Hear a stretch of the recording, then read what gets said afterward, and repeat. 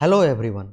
इस वीडियो में हम लोग एक्सचेंज रेट सिस्टम को समझेंगे और उसके साथ ही साथ ये फिक्स एक्सचेंज रेट सिस्टम या पेग्ड एक्सचेंज रेट सिस्टम क्या होता है, फ्लोटिंग एक्सचेंज रेट सिस्टम और फ्लेक्सिबल एक्सचेंज रेट सिस्टम और इसके साथ ही साथ managed floating exchange rate system, इन सभी चीज़ों को हम लोग समझने वाले हैं। ओके, तो आइए शुरू करते हैं हम लोग इस लेक्चर्स को। तो आपको सबसे पहले मैं आप लोगों को कुछ कंडीशंस बता रहा हूँ, आप इस चीज़ को एज्यूम कीजिए। देखिए, यदि आज के केस में 1 kg मैंगो 1 kg मैंगो का रेट सपोज कर लेते हैं हम लोग कि 100 रुपीज़ है। ओके, 1 kg मैंगो का रेट इस समय 100 रुपीज़ है। ओके, अब आप समझिए कि यदि वन पर्सन है, यदि एक पर्सन है, ठीक है, he is a American importer, American importer. Okay, अब इसको क्या करना है, आप यहाँ दो कंडीशंस को मैं अभी आपको बता रहा हूँ, ठीक है, आप लोग इस चीज़ को समझिए। सपोज कि दो कंडीशन ले रहा हूँ मैं। एक कंडीशन ये ले रहा हूँ कि $1 इक्वल टू 50 रुपीज़ है। ओके, एंड मैं सेकंड कंडीशन ले रहा हूँ कि $1 का जो रुपीज़ है, $1 का जो वैल्यू है वो बढ़कर 70 रुपीज़ हो जा रहा है। मीन्स रुपीज़ जो है वो क्या हो जा रहा है, वीकर हो जा रहा है, ना। इस कंडीशन में क्या होगा आप समझिए, यदि $1 का रुपीज़, $1 में अगर 50 रुपीज़ है और अगर मैंगो जो है वो क्या है 100 रुपीज़ है, तो आप $1 में आप कितना खरीद सकते हैं मैंगो। मैं इस साइड लिख रहा हूँ, तो $1 में हम लोग $500 ग्राम 500 ग्राम खरीद सकते हैं। कि नहीं खरीद सकते। और वहीं यदि इसी का रेट अगर मान लीजिए कि 70 रुपया हो गया, ठीक है, तो 700 ग्राम मीन्स आप समझिए मैं किसके लिए बता रहा हूँ, ये कंडीशंस में इस अमेरिकन इंपोर्टर के लिए बता रहा हूँ, ठीक है। इसको, इस पर्सन को अमेरिका में इंपोर्ट करना है मैंगो, ठीक है। तो वो क्या करेगा, ये पर्सन जो है ये क्या लेके आया है, ये लेके आया तो $1, ठीक है, और ये इंडियन मार्केट से इसको मैंगो खरीदना है। तो पहले फर्स्ट कंडीशंस में मैं अगर फर्स्ट कंडीशन लूँ तो फर्स्ट कंडीशन में ये इस $1 से हाफ के जी मैंगो खरीद पा रहा था। बट अगर ये जो रुपीज़ है ये 70 रुपया हो गया, मीन्स रुपीज़ अगर वीक हो गया तो इसका मतलब क्या हुआ, ये इस समय, ठीक है, उसी $1 से कितना ग्राम 700 ग्राम मैंगो खरीद पाया। तो ठीक है, तो आप समझिए ये अमेरिकन इंपोर्टर क्या होगा, ये अमेरिकन इंपोर्टर इज हैप्पी, क्योंकि ये खुश हो गया, क्योंकि इसको सेम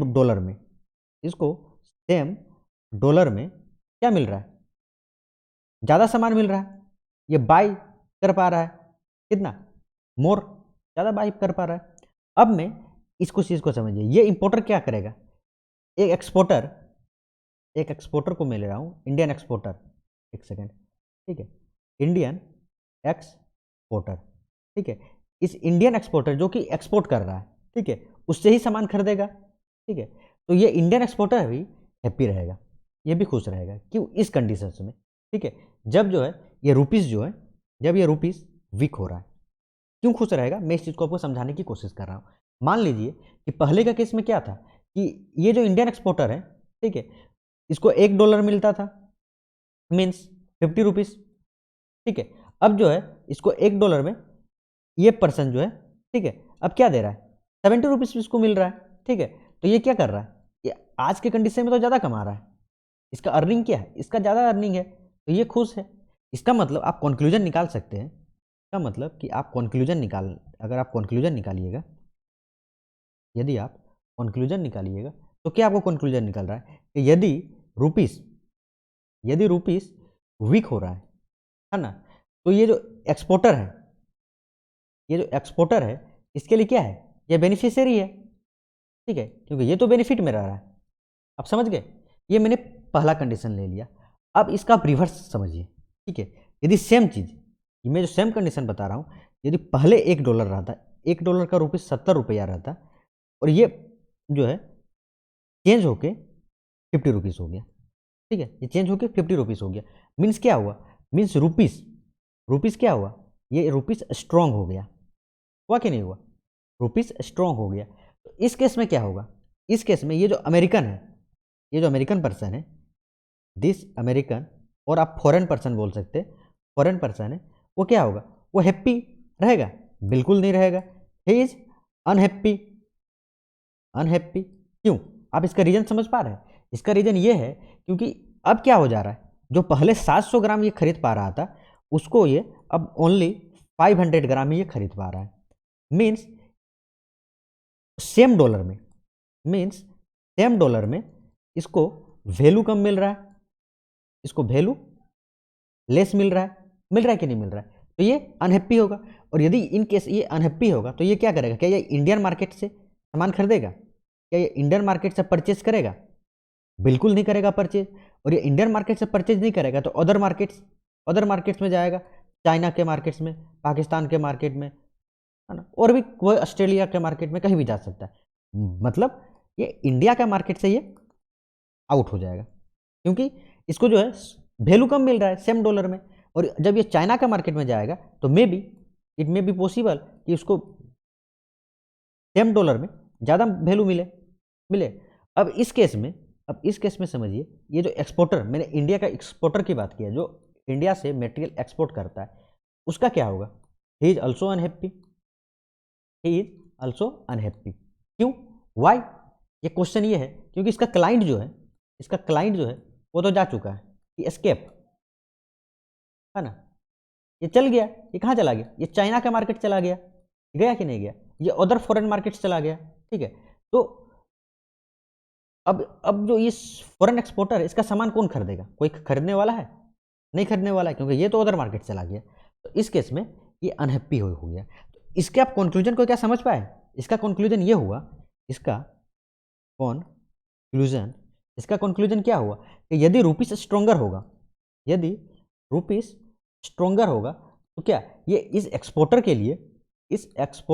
इंडियन एक्सपोर्टर के लिए क्या ये हार्मफुल नहीं होगा?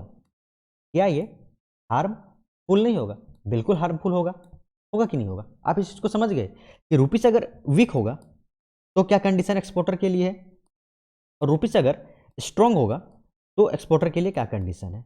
ओके, और इस जो है अमेरिकन पर्सन का भी आप नेचर को समझ पाए। ओके, अब मैं आपको और एक कंडीशन ले रहा हूं। अब इसमें एक पर्सन का और मैं एंट्री करा रहा हूं। ये एक पर्सन है, इसका मैं एंट्री करा रहा हूं। ये पर्सन कौन है? Indian importer. ठीक है, इंडियन इंपोर्टर जो इंडिया में इंपोर्ट करेगा। ठीक है, जो इंडिया में इंपोर्ट करेगा। अब समझिए इसका कंडीशंस क्या है। ठीक है, मैं वही कंडीशन ले रहा हूं कि मान लीजिए कि एक फोन, ठीक है, एक फोन में ले रहा हूं। ठीक है, इस फोन का प्राइस क्या है आज के समय में? मान लीजिए $500। ओके, ठीक है, और कंडीशन मैंने क्या बताया? मैंने पहला कंडीशन क्या बताया कि $1 का वैल्यू क्या है? 50 रुपया है कि नहीं है? तो इस इंडियन इंपोर्टर को कितना पे करना पड़ेगा ये जो फोन है, एक फोन को खरीदने के लिए? आप समझिए, ठीक है, तो इसको देना पड़ेगा 25,000 रुपया। क्या आप समझ पाए? इतना इंटू इतना कर दिए, इतना रुपया देना पड़ेगा। और वहीं अगर ये $1 का वैल्यू अगर 70 रुपया हो जाता है तो इसको कितना देना पड़ेगा? 35,000 रुपया देना पड़ेगा उसको। ठीक है, तो अब समझिए कि पहले जो है ये पर्सन जो है क्या करता था? फॉरेन से सामान को खरीदा 25,000 में और इंडिया में ला के इसको परचेज करना है, बाय करना है, इसको बेचना है। ठीक है, तो इंडियन जो पर्सन है, जो अदर इंडियन पर्सन है, उसको ये क्या लगा? सस्ता लगा, तो इससे खरीदते थे। लेकिन यही चीज़ अगर 35,000 रुपया हो जाए, है ना, तो क्या आप खरीदिएगा? As a normal citizen, India के सिटीजन में हूँ, तो मुझे ये तो महंगा लगेगा। मैं बोलूँगा नहीं, मैं इस MI का फ़ोन को नहीं खरीदूंगा। मुझे जो है मान लीजिए रियलमी का फ़ोन मुझे सस्ता लग रहा है। ठीक है, या मुझे आसूस तो नहीं बोल सकते, फ़ोन में क्या आ जाएगा, आप दूसरा फ़ोन किसी को ले लीजिए। सैमसंग का फ़ोन मुझे सस्ता लग रहा है तो मैं उसको खरीदूंगा, मैं इसके पास से तो नहीं खरीदूंगा। समझ रहे हैं ना? हाँ, तो क्या इस कंडीशन में जब रुपीस वीक होता है, तो ये जब रुपीस वीक हो रहा है तो ये इंपोर्टर जो है, ठीक है, ये क्या हुआ? अनहैप्पी हो गया। ठीक है, अनहैप्पी हुआ। क्यों हुआ? क्योंकि समझिए कि इसको ज़्यादा प्राइस देना पड़ रहा है उसी फ़ोन को खरीदने के लिए जो कि पहले 25,000 रुपये में खरीद सकता था, उसको 35,000 रुपये में खरीदना पड़ रहा है। और जब ये इंडियन मार्केट में आएगा तो रीसेल करने के लिए उसको, तो क्या उसको कोई बायर, कोई मिलेगा पर्सन खरीदने के लिए? कोई पर्सन नहीं मिलेगा। तो आप कंक्लूजन निकाल सकते हैं। आप इस चीज़ को क्या आप समझ पाए कि कोई क्या ऐसा कोई सिंगल पॉइंट है, ऐसा कोई सिंगल पॉइंट है जहाँ पे ये जो मैंने एक्सपोर्टर की बात किया, जहाँ मैं एक्सपोर्टर का बात कर रहा हूँ, जो मैंने सबसे फर्स्ट कंडीशन में देखा, और मैं इंपोर्टर का बात कर रहा हूँ, कि ये दोनों हैप्पी रह सकता है एक पॉइंट पे, सिंगल पॉइंट पे? बिल्कुल नहीं रह सकता है ना? क्यों? क्योंकि आप समझिए, यदि रुपीस वीक हो रहा है, ठीक है, WA की अगर रुपीस वीक हो रहा है मीन्स डॉलर स्ट्रांग हो रहा है, ठीक है, डॉलर स्ट्रांग हो रहा है, तो ये जो एक्सपोर्टर है, ये तो हैप्पी है, he is happy, but this importer is unhappy, ठीक है। और इसका अगर ऑपोजिट कंडीशन अगर हम ले रहे हैं, अगर रुपीस स्ट्रांग हो गया, ठीक है, और डॉलर अगर वीक हो गया, तो ये एक्सपोर्टर जो है ये सैड हो जाएगा, ये अनहैप्पी हो जाएगा। और वही जो ये इंपोर्टर है, वो क्या इज हैप्पी, खुश हो गया। हैप्पी हुआ कि नहीं हुआ? क्या आप इस कॉन्सेप्ट को समझ गए? अब यहीं से आते हैं हम करेंसी एक्सचेंज रेट सिस्टम पे, आप घुसते हैं, ठीक है। अब आप समझिए, यदि ये जो मैं अभी आपको कंडीशन बताया हूँ कि रुपीस वीक होना, रुपीस स्ट्रांग होना, यदि अगर ये ग्रेजुअल मैनर पे हो, तब तो सही है। तब सही क्यों है, अब मैं समझा रहा हूँ, ठीक है। ये इसलिए सही है क्योंकि ये जो एक्सपोर्टर है या तो ये इंपोर्टर है, जिसके लिए सूट करे, ठीक है। यदि दिस पर्सन इज अनहैप्पी, तो ये अपना बिजनेस जो है वो चेंज कर सकता है, या अदर कुछ मेजर्स, पैरामीटर्स अपना सकता है ना, और ये भी अपना सकता है। लेकिन यदि ये सडन हो जाए, समझ रहे हैं ना, अगर तुरंत हो जाए, यदि ये मतलब एक तरह से तुरंत सडनली फॉल कर जाए, मान लीजिए, ठीक है, जो रुपीस का वैल्यू है, ठीक है, रुपीस जो है सडनली वीक हो जाए, तो क्या इसको उतना टाइम मिलेगा कि यह अपना इस बिजनेस से उस बिजनेस में स्विच कर पाए? या नहीं मिलेगा इसको टाइम, बिल्कुल समय नहीं मिलेगा, ठीक है। तो क्या होगा, मार्केट ही एक तरह से एक्सप्लॉइट होगा ना, पर्सन तो एक्सप्लॉइट होगा ही, ठीक है। और आप ये तो हम लोग समझ रहे हैं कि रिजर्व बैंक ऑफ इंडिया, एक सेकेंड मुझे समझ दीजिएगा, ठीक है, थोड़ा सा, ठीक है। आप तो ये समझ सकते हैं कि रिजर्व बैंक ऑफ इंडिया जो है इस एक्सचेंज रेट सिस्टम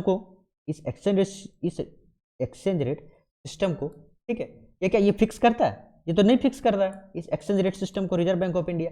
ये किसके द्वारा डिसाइड हो रहा है? ये जो है ये मार्केट फोर्स के द्वारा डिसाइड होता है।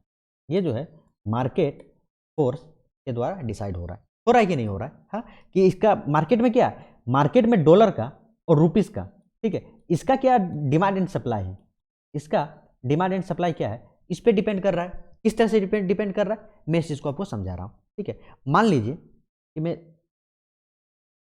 एक पर्सन है, ठीक है, इसके पास है डॉलर, ठीक है, और मैं इंडिया का पर्सन को बना रहा हूँ यहाँ, ठीक है। ये जो है इंडिया का कुछ पर 2% सपोज की बात कर रहा हूँ, ठीक है। इसके पास क्या है, अभी रुपीस है, ठीक है। अब क्या हुआ, इस पर्सन को रुपीस चाहिए, इसको क्या चाहिए, इसको चाहिए रुपीस, इसको अपना डॉलर को रुपीस में एक्सचेंज कराना है। मान लीजिए क्यों कराना है, क्योंकि या तो इसको इंडियन गुड्स खरीदना है इंडिया में आके, ठीक है, या तो इसको इंडियन गुड्स खरीदना है, या तो इसको, ठीक है, FDI जैसे आप समझते हैं, फॉरेन डायरेक्ट इन्वेस्टमेंट, या FPI, ठीक है, इसमें इसको इन्वेस्ट करना है, ठीक है। तो इसको रुपीस चाहिए, और वहीं इस पर्सन का आप पर्सपेक्टिव समझिए, ठीक है। ये जो पर्सन है इसको क्या चाहिए, इसको डॉलर चाहिए, क्यों चाहिए, है ना, इंडियन गवर्नमेंट को चाहिए, जिसको आप समझिए इसको क्रूड ऑयल खरीदना है मान लीजिए, या इसको गोल्ड खरीदना है मान लीजिए, या इसको अपने बच्चे का, ठीक है, अपने बेटे का, अपने डॉटर्स का क्या कराना है, फॉरेन यूनिवर्सिटी में एडमिशन कराना है। इन सभी कंडीशन में क्या चाहिए, इसको डॉलर चाहिए, ठीक है। और यदि इस समय का अगर स्टेबिलिटी देखिए, इस समय का अगर एक्सचेंज रेट सिस्टम देखिए, तो मान के हम लोग चल रहे हैं, ठीक है, कि $1, ठीक है, $1 का वैल्यू क्या है, मान लीजिए कि 50 रुपीस है, ठीक है, $1 का वैल्यू 50 रुपीस है, ठीक है। और ये जो कंडीशन है, ये कंडीशन क्या है, मान लीजिए कि पहले के कंपेयर में, ठीक है, 50 रुपीस है। ये जो है धीरे धीरे क्या हो गया, $1 का रुपीस मान लीजिए बढ़ के 70 रुपीस हो गया। आप समझ गए? तो क्या हो गया, मनी क्या हो गया, मनी वीक हो गया, रूपी वीक हो गया, रुपये वीक हुआ कि नहीं हुआ? इस केस में क्या होगा, आप समझ गए किस तरह से वीक हो गया, ठीक है। तो जब भी रुपीस वीक होगा तो ये तो एक्सपोर्टर हैप्पी, ठीक है, this person is also happy, ठीक है। लेकिन जो इंपोर्ट करने वाला पर्सन है वो अनहैप्पी हो जाएगा। इस चीज़ को समझ गए, ठीक है। अब क्या है, मान लीजिए कि वीक हो गया तो आपको क्या करना पड़ेगा, इस 70 रुपया कंडीशन में आप समझने की कोशिश कीजिए, ठीक है। मैं तो ये एक कंडीशन आपको बता दिया।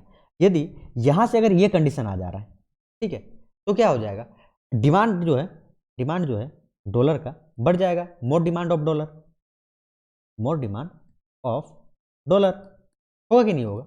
हाँ।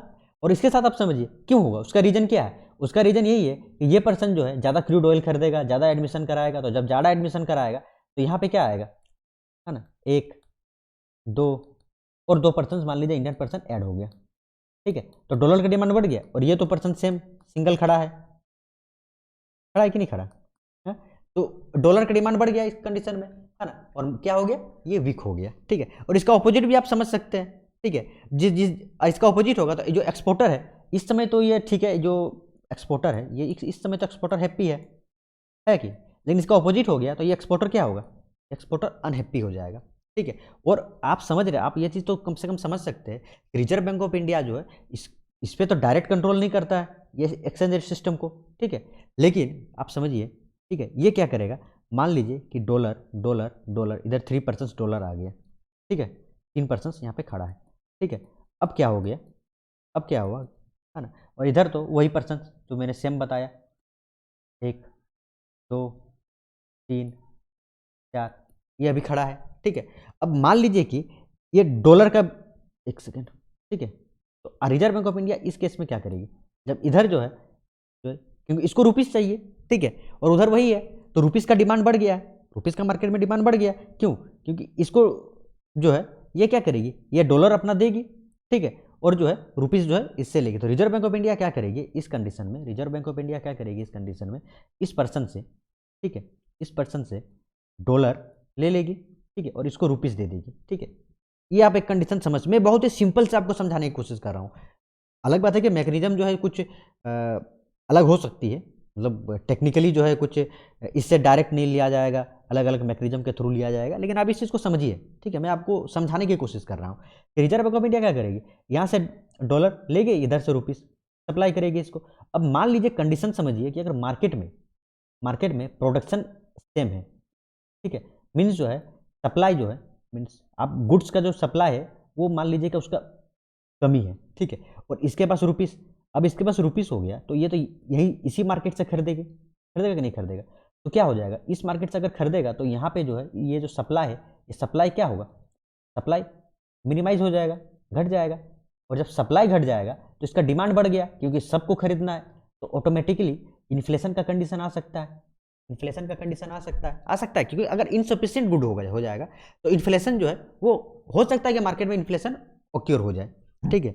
और इन सभी केस के लिए हम जानते हैं कि reserve bank of India open market operation करती है, किसके थ्रू, ये मॉनेटरी पॉलिसी का एक टूल है, ठीक है, आपको तो इतना बेसिक में भी पता होना चाहिए, ठीक है, कि कुछ जो है आरबीआई जो है इस डिमांड एंड सप्लाई को कंट्रोल करने के लिए और इन्फ्लेशन को कंट्रोल करने के लिए ये जो है ओपन मार्केट ऑपरेशन की तरह कुछ मॉनेटरी पॉलिसी टूल्स का यूज करती है, ताकि जो है एक्सेस जो आपका एक तरह से आप समझिए, ठीक है, क्या करेगी ये ओपन मार्केट ऑपरेशन में, क्या करेगी गवर्नमेंट, ये जो गवर्नमेंट सिक्योरिटी है उसको सेल कर देती है, गवर्नमेंट सिक्योरिटी को ये सेल कर देगी ताकि जो है एक्स्ट्रा जो भी ये है मनी है उसको एब्जॉर्ब कर सके, आप समझ गए, है ना।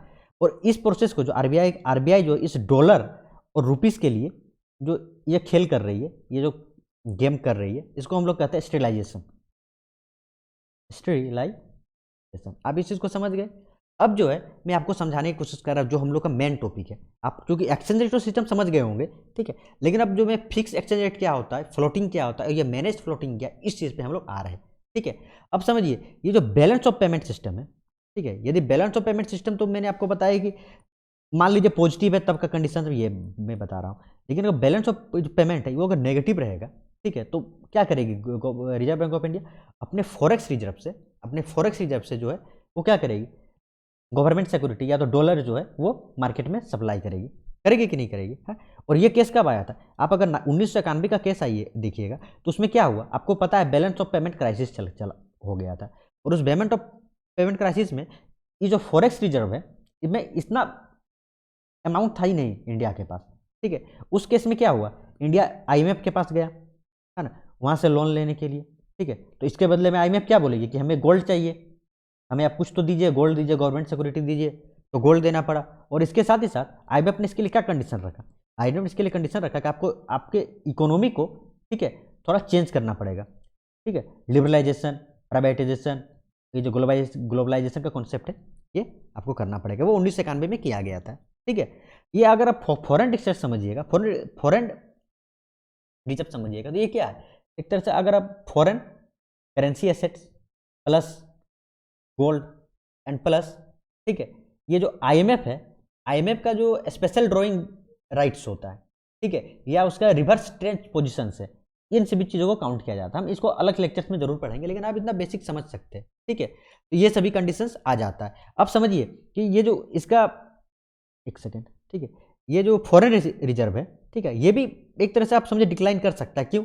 यदि आप समझिए इसमें क्या मैंने बताया कि इसमें गोल्ड है, गोल्ड है कि यदि गोल्ड का प्राइस अगर डाउन हो जा रहा है तो अपने फॉरेन रिजर्व में रिजर्व बैंक ऑफ इंडिया ने गोल्ड रखा हुआ है, यदि गोल्ड का प्राइस डाउन हो गया तो इसका फॉरेन रिजर्व का वैल्यू भी डाउन हो जाएगा, होगा कि नहीं होगा? बिल्कुल होगा। आप अब समझिए, ठीक है, यदि इस तरह का कुछ मैंने जो कंडीशन बताया कि इसको फॉरेन जो अपना एक सेकेंड, यह फॉरेक्स रिजर्व है, ये जो अपना फॉरेक्स रिजर्व है ना, वहाँ से जो है कुछ मनी जो है वो मार्केट में सप्लाई करना पड़े, उस कंडीशन में भी जो है इसका फॉरेक्स रिजर्व जो है वो डिक्लाइन करेगा। क्या इन सब चीज़ों को समझ गए? तो आप समझिए कि ये एक्सचेंज रेट सिस्टम क्या है, फिक्स, ठीक है। यदि एक सेकेंड मैं यहाँ खींच दिया हूँ, ठीक, यहाँ से मैं बता रहा हूँ, ठीक है, फिक्स का मैं बता रहा हूँ या पेग्ड का बता रहा हूँ मैं कंडीशन, ठीक है। यदि रिजर्व बैंक ऑफ इंडिया ने, रिजर्व बैंक ऑफ इंडिया अगर खुद कंट्रोल करे, रिजर्व बैंक ऑफ इंडिया अगर खुद कंट्रोल करे, अगर रुपीस मान लीजिए स्ट्रांग हो गया, यदि रुपीस स्ट्रांग हो गया, ठीक है, और दूसरा कंडीशन हम ले सकते हैं कि रुपीस जो है वो वीक हो गया, ठीक है, तो रिजर्व बैंक ऑफ इंडिया जो है वो खुद से मतलब कंट्रोल करे कि मनी का सप्लाई, ये डॉलर और इसका सप्लाई मान लीजिए फिक्स कर दे कि $1 का वैल्यू जो है आप 10 रुपया दीजिए और $1 लेके जाइए, ठीक है, समझ गए। और एक कंडीशन आप फिर से रिजर्व बैंक ऑफ इंडिया कुछ चेंज कर दे खुद से करके कि नहीं आप $1 में 15 रुपया लेके जाइए, ठीक है। आप अगर $1 दीजिएगा तो आपको 15 रुपया लेके जाना होगा। तो इस केस में क्या होगा, ये 10 रुपये का केस में मोर पर्सन आएंगे क्योंकि उसको 10 रुपया देना है, उसको $1 मिल रहा है, ठीक है। और सेकंड केस में क्या होगा, जब ये 15 रुपया कर देगा तो मेनी पर्सन जो है वो नहीं आएंगे, ठीक है। क्यों नहीं आएंगे? क्योंकि उसको 15 रुपया देना पड़ रहा है, उसको हो सकता है कि मनी ज़्यादा लगे, ठीक है। इस तरह से जो है जब reserve bank of India, India का रिजर्व बैंक ऑफ इंडिया इस तरह से कंट्रोल करे खुद से, ठीक है, उसको फिक्स एक्सचेंज रेट सिस्टम बोला जाता है। क्यों? क्योंकि उसने फिक्स कर दिया है कि आप 10 रुपया दीजिए, जो भी पर्सन 10 रुपया देगा मैं उसको $1 दूंगा, ठीक है। तो यदि जो है वो स्ट्रॉन्ग, जब रुपी से स्ट्रॉन्ग हो तब इस तरह से कुछ करे तो उसको रिवैल्यूएशन कहेंगे, ठीक है। और जब वीक हो जाए तो उसको क्या बोलेंगे, ये जो है डिवैल्यू हो गया, डिवैल्यूएशन हो गया। अब फ्लोटिंग समझिए, floating means open, free market, flexible, ठीक है, मीन्स ये टोटल मार्केट फोर्स पे डिपेंड करेगा। ये रिजर्व बैंक ऑफ इंडिया इस तरह की कोई इंसिडेंट्स नहीं करेगी, कोई घटना नहीं करेगी, ठीक है। तो इसको जो है हम लोग क्या बोलते हैं, एप्रिसिएशन बोलते हैं अगर मनी स्ट्रांग हो गया तो। और अगर ये रुपीस वीक हो गया तो उसको हम लोग बोलते हैं डिप्रिसिएशन, ठीक है। यहाँ डिवैल्यूएशन था, यहाँ डिप्रिसिएशन था। ये सभी जो टेक्निकल टर्म्स है इसको नाम रखा गया, इसीलिए हम लोग सभी चीज़ों को पढ़ना पड़ता है। अब हम लोग मैनेज्ड फ्लोटिंग सिस्टम पढ़ते हैं। ये एमएफएस क्या है, मैनेज फ्लोटिंग सिस्टम। इसका मतलब देखिए ये तो मार्केट पे ही डिपेंड करेगा, ठीक है, ओपन मार्केट सिस्टम पे ही डिपेंड करेगा, ये डिमांड एंड सप्लाई पे ही करेगा, ठीक है। ये अप्रिसिएशन ही होगा, ये डिप्रिसिएशन ही होगा। लेकिन कुछ एक्सट्रीम कंडीशंस में, कुछ कंडीशन जैसे, ठीक है, रिजर्व बैंक ऑफ इंडिया तो daily, reserve bank of India जो हमारा सेंट्रल बैंक ऑफ इंडिया या किसी भी कंट्री का सेंट्रल बैंक ऑफ इंडिया, ये डेली इंटरवीन नहीं करेगी, ये डेली इंटरवीन नहीं करेगी। लेकिन आप समझिए कि अगर कुछ वोलेटाइल कंडीशन आ जाए, ठीक है, कुछ वोलेटिलिटी कंडीशन आ जाए, वोलेटाइल कंडीशन आ जाए, एक्सट्रीम वोलेटिलिटी कंडीशन में ये क्या करेगी, ठीक है, उस कंडीशन में ये जाके कंट्रोल करने की कुछ कोशिश करेगी, ठीक है, मीन्स एक तरह से मैनेज करने की कोशिश करेगी, लेकिन एक्स्ट्रा सर्कमस्टांसेस पे, ठीक है, उसको हम लोग कहते हैं मैनेज फ्लोटिंग सिस्टम। तो फिक्स्ड एंड पेग्ड सिस्टम आप समझ गए होंगे, इसको reserve bank of India control करता है, अगर ऐसा सिस्टम होगा तो, ठीक है। और उस पर इससे जो है करने की कोशिश करेगी। अगर फ्लोटिंग रहेगा मीन्स ओपन मार्केट पे छोड़ दिया जाएगा, ठीक है। इस कौन डिसाइड करेगा इस फ्लोटिंग रेट सिस्टम को? ये ऑटोमेटिक जो मार्केट में डॉलर और रुपीज़ का जो मैंने आपको बताया कि इस साइड जो है फॉरेनर्स रहेंगे या जो भी जिसको डॉलर को रुपीज़ में कन्वर्ट कराना है, इस साइड में कौन रहेंगे? इस साइड में वो पर्सन रहेंगे जिनको रुपीज़ को डॉलर में कन्वर्ट कराना है। और इसके द्वारा जो ऑटोमेटिक, ठीक है, जिसका डिमांड ज़्यादा होगा, जिसका सप्लाई ज़्यादा होगा, उससे जो एक्सचेंज रेट सिस्टम आएगा उसको हम लोग बोलेंगे फ्लोटिंग एक्सचेंज रेट सिस्टम। और जब कुछ एक्स्ट्रा कंडीशन आ जाए, मैंने कहा कोई वोलेटिलिटी कंडीशन आ जाए, उस कंडीशन में अगर, क्योंकि ये मार्केट के द्वारा ही फिक्स किया जाएगा, लेकिन उस कंडीशन में जब कुछ एक्स्ट्रा सर्कमस्टांसेस आ जाए तो जो सेंट्रल बैंक जो है कुछ मेजर्स लेंगे अपने तरफ से, तो उसको हम लोग क्या कहेंगे? Manage floating system. आप इस चीज़ को समझ गए होंगे। तो मुझे उम्मीद है कि आप लोग सारी चीज़ को समझ गए होंगे। अब इसके नेक्स्ट वीडियो में मैं एक वीडियो भी लाऊंगा आप लोगों के लिए जिसमें IMF, ठीक है, और किस तरह से इसका हिस्टोरिक पर्सपेक्टिव्स था, किस तरह से ये एक्सचेंज रेट सिस्टम हुआ, ठीक है, एक एक करके हम लोग उसको सारी चीज़ों को देखेंगे। मैंने इससे पहले भी ब्रिटेन वुड्स सिस्टम में थोड़ा सा आप लोगों को बताया होगा, IMF, वर्ल्ड बैंक के बारे में, लेकिन स्पेशली मैं IMF पे वीडियो लाऊंगा, इस एक्सचेंज रेट सिस्टम पे और मैं डीपली बताऊंगा। तब तक के लिए मुझे उम्मीद है कि आप लोग समझ गए होंगे। यदि किसी भी तरह का आप लोग को कोई भी क्वेश्चन हो तो आप लोग कमेंट बॉक्स में ज़रूर बताएं। तब तक के लिए धन्यवाद।